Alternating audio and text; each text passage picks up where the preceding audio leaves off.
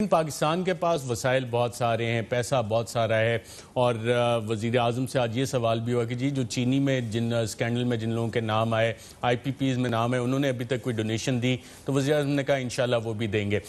جو crony capitalism کی بات کی ڈاکٹر زبیر صاحب نے، اس میں صرف چند مثالیں آپ کے سامنے رکھتا ہوں اور پھر سمجھنے کی کوشش کرتے ہیں کہ کیا اسی کو کرونی کیپٹلزم کہتے ہیں، یا صدر مملکت جب مافیا کا ذکر کرتے ہیں تو وہ مافیا کون سا والا ہے؟ وزیر اعظم پاکستان جب ذکر کرتے ہیں درد سر بنا ہوا ہے، تو کیا چیزیں ہیں اور کتنا پیسہ؟ تقریباً چھوٹی سی 2-3 مثالیں دیتے ہیں۔ مثلا رزاق داؤد صاحب، جنرل مشرف کے دور میں بھی ہم نے دیکھا کہ وہ پاور کوریڈورز میں بیٹھے ہوتے تھے، اور اب جو رپورٹ آئی ہے اس میں پتہ لگا ہے کہ روش پاور کے جو پروفٹس ہیں وہ تقریباً 30.33 بلین ہیں، اور آلٹن انرجی کے پروفٹ 6.52 بلین، اور ٹوٹل پروفٹ جو ہے 36.85 بلین ان دو پاور پلانٹس کا جو رزاق داؤد صاحب کے ہیں۔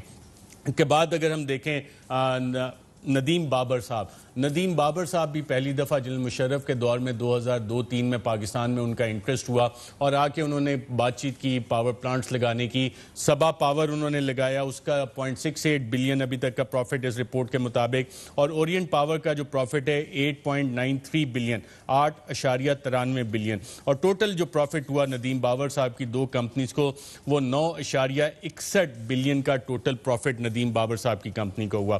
میاں منشا صاحب، پاکستان کی سیاست میں حزب منشا ان کے لیے کہا جاتا تھا نون لیگ کے دور میں کہ بہت سارے کام ہوتے تھے۔ ان کی جب ہم پاور کمپنی دیکھتے ہیں تو پاک جن کا پروفٹ 23.81 بلین، للپی کا پروفٹ 17.13 بلین، اور ان دو پاور پلانٹس کا ٹوٹل پروفٹ جو تھا وہ 40.94 بلین۔ ساتھ ہی نشاط چنیا کا پروفٹ 15.82 بلین، نشاط پاور کا پروفٹ 14.62 بلین، ٹوٹل پروفٹ ہوا 30.44 بلین کا۔ اور جب ہم ان ساروں کو کمبائن کرتے ہیں، چاروں پاور پلانٹس کو، پاک جین، للپیر، نشاط چنیا اور نشاط پاور، تو ٹوٹل پروفٹ ان کا اس رپورٹ کے مطابق 71.38 بلین بنتا ہے۔ اسی طرح جب کرونی کیپٹلزم کی بات کی ڈاکٹر زبیر صاحب نے، تو کراچی الیکٹرک جس کو کہا جاتا ہے کہ ابراج گروپ کی، آج میں ایک FIA کی رپورٹ دیکھ رہا تھا، اس میں مینشنڈ ہے کہ اس کے آؤٹ اسٹینڈنگ جو بلز ہیں ٹورڈز دی گیس کمپنیز وہ 87 بلین کے ہیں، اور اس رپورٹ کے مطابق اب جو out standing amount towards government of Pakistan, PSO اور سوئی سدرن گیس کمپنی 2019 کے رپورٹ کے مطابق وہ تقریباً 135 بلین ہو گئے، اور اب راج گروپ کو ہیڈ کرتے تھے عارف نقوی صاحب، جو نون لیگ کی بھی پولیٹیکل پارٹی کی فنڈنگ کرتے تھے اور پاکستان تحریک انصاف کی بھی فنڈنگ کرتے تھے۔ تو زبیر صاحب، یہ والا کرونی کیپٹلزم ہوتا ہے، مافیاز ہوتے ہیں، یا اس کو کیا کہیں گے کہ نارمل بزنس پریکٹسز ہیں اس کی، اور ہر ملک میں اسی طرح سے ہوتا ہے، یا پاکستان میں یہ کچھ ہمیں خاص نظر آتا ہے کہ نہیں یہاں پہ اسپیشل کیسز ہیں یہ سارے؟ جناب دیکھیں ارشد، میں اسی کی طرف اشارہ کر رہا تھا۔ اچھا ہوا کہ آپ نے تفصیل ناظرین کے سامنے بیان کر دی۔ بات یہ ہے کہ یہی لوگ جو دیکھیں نا، پاکستان میں یہ یاد رکھیں کہ جو سیاست ہے یہ بھی ایک قسم کی بزنس ہے۔ جس طرح کہ دین سے ان لوگوں نے، کچھ لوگوں نے بزنس بنائی ہوئی ہے، چندے اکٹھے کرتے ہیں اور اس کے ذریعے پھر اپنا طاقت کا استعمال کرتے ہیں۔ یہاں پر بھی ہماری جو سیاست ہے یہ بھی ایک بزنس ہے، جو آتے ہیں اس میں پیسے لگا کر جیتے سیٹیں اور حکومتیں بناتے ہیں، پھر وہ ان پیسوں کو آگے، وہ ان کی ایک انویسٹمنٹ ہے، اس سے انہیں فائدے اٹھانے ہیں، اور اس کا ایک طریقہ یہ ہوتا ہے کہ چنے ہوئے لوگوں کو، جن کے ساتھ ان کے معاہدے ہوتے ہیں، ان کو ایسے مرات اور ایسے ان کے لیے فیسیلیٹیشن بناتے ہیں کہ وہ اپنی بظاہر تو ایسی انویسٹمنٹس ہیں کہ ملک کو بچا رہے ہیں، جناب ملک کے لیے بجلی بنا رہے ہیں، لیکن وہ جس قیمت پہ بنا رہے ہیں وہ ملک کا بیڑا غرق کر رہے ہیں، وہ ساری معیشت کو بٹھا رہے ہیں، وہ انڈسٹری کو بٹھا رہے ہیں، اور اس کے بدلے میں وہ اربوں روپے کما رہے ہیں۔ اب بات یہ ہے کہ اس قسم کے لوگ تو یہ پہچانے ہوئے لوگ ہیں، کون ہیں جن کی بزنس انٹرسٹ ہے اس قسم کی، اور وہ ان کو ہم کابینہ میں بٹھاتے ہیں۔ اور پھر صرف یہ نہیں، یہ دیکھیں میں نے کئی پروگراموں میں یہ بات کی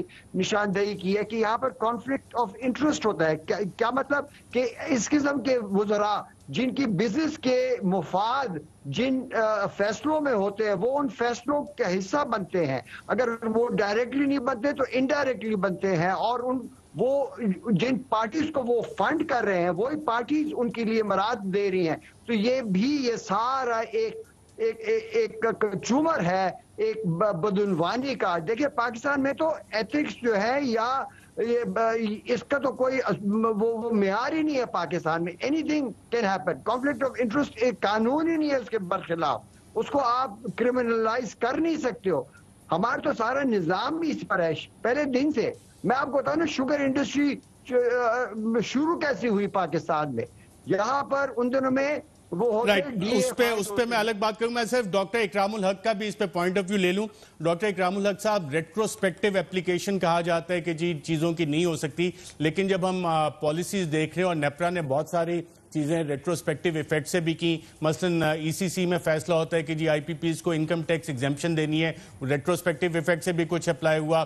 پھر ہم نے دیکھا کہ جی ڈالر انڈیکسیشن, جب انیشل معاہدے تھے اس میں تو پاک روپی تھا, لیکن ریٹروسپیکٹیولی آپ نے ڈالر انڈیکسیشن سب کے ساتھ کی. اب فورنزک آڈٹ جو ہے, آڈٹ ہر ملک میں ہوتا ہے, یہاں پہ اس کو آئی پی پیز ریزسٹ کر رہی ہیں. اور کرونی کیپٹلزم جس کا زبیر صاحب بات کر رہے ہیں, کانفلکٹ آف انٹرسٹ کی, یہ والے ایشوز ہم ریزالو کر سکیں گے یا کہ نہیں, اس پہ بھی مٹی پاؤ, اب ان رپورٹس پہ ڈسکشن نہیں کرنی؟ جب ریگولیٹر جس کام کے لیے بنایا گیا ہے کہ وہ واچ ڈاگ کا کام کرے, اس کی بجائے وہ ان کے ساتھ اپنے ہاتھ میں لا لے اور ان کو فائدہ پہنچانا شروع کر دے, ایک بڑا مسئلہ. دوسرا یہ کہ ایل بھائی دیکھیں کیسی کریٹ کرتے ہیں. پتہ ہوتا ہے کہ سبسڈی دینی ہے, اس دن کہتے ہیں جی میں تو میٹنگ میں آیا نہیں تھا, دیکھیے میں کتنا شریف آدمی ہوں. کل کو جب کریمنل کیس ہوگا تو کہیں گے دیکھیے جی میرے ہینڈز تو کتنے کلین ہیں, ڈیسیشن پہلے ہو رہا ہے, کیبنٹ کو ربڑ سٹیمپ کے طور پہ یوز کیا جا رہا ہے, جو ابھی زبیر صاحب فرما رہے تھے. تو ایک ایسا ماڈل بنایا گیا اس ملک میں جو میں نے دنیا میں کہیں نہیں دیکھا ہے. یعنی کہ برے سے برے ملکوں میں بھی آپ چلے جائیں. مثلا میں کل روانڈا کا دیکھ رہا تھا, انہوں نے جب ڈائمنڈز کی وہاں ایکسٹریکشن کرنی تھی تو اکانومسٹ کے اندر انٹرنیشنل کمپیٹیٹیو بیڈنگ کا اشتہار دیا, اور ایسی کمپنیز کو انہوں نے ہائر کیا جو ورلڈ کے اندر آپ کو اس کام کے اندر ڈیو ڈیلیجنس کر کے سب سے بہترین پرائز سے لواتے ہیں. ہمارے ہاں ابھی آپ نے دیکھا کہ ایک رپورٹ 2 دن پہلے شائع ہوئی جس کی تردید نہیں ہوئی کہ 234% زیادہ پر آپ ایک ٹرانسمیشن لائن جو کہ انڈیا میں اس سے زیادہ state of the art Switzerland نے بنا کر اس سے زیادہ لینتھ کی, اور اس کی آپ دیکھ لیجئے وہ ابھی چل رہا ہے, اس کا آڈٹ جو ہے فورینسک کیا. اب یہ تو ایک بالکل ہمیں ایسا ماڈل نظر آ رہا ہے کہ مجھے یاد آ گیا, اور میں اپنے ناظرین کو اور آپ کے لیے بھی بتاؤں کہ اسی انکم ٹیکس لاء میں جو انگریزوں نے 1922 میں بنایا, ایک اس کے ساتھ پیرلل لاء بنایا, کیونکہ اس وقت بھی یہ اس طرح کی حرکتیں جسے کیپٹلائزیشن جس کو آپ کمپٹیشن کمیشن کے پرویو میں آتے ہیں, مونوپولیز کا کام کرنا. بالکل, ڈاکٹر اکرام الحق صاحب بھی موجود ہیں.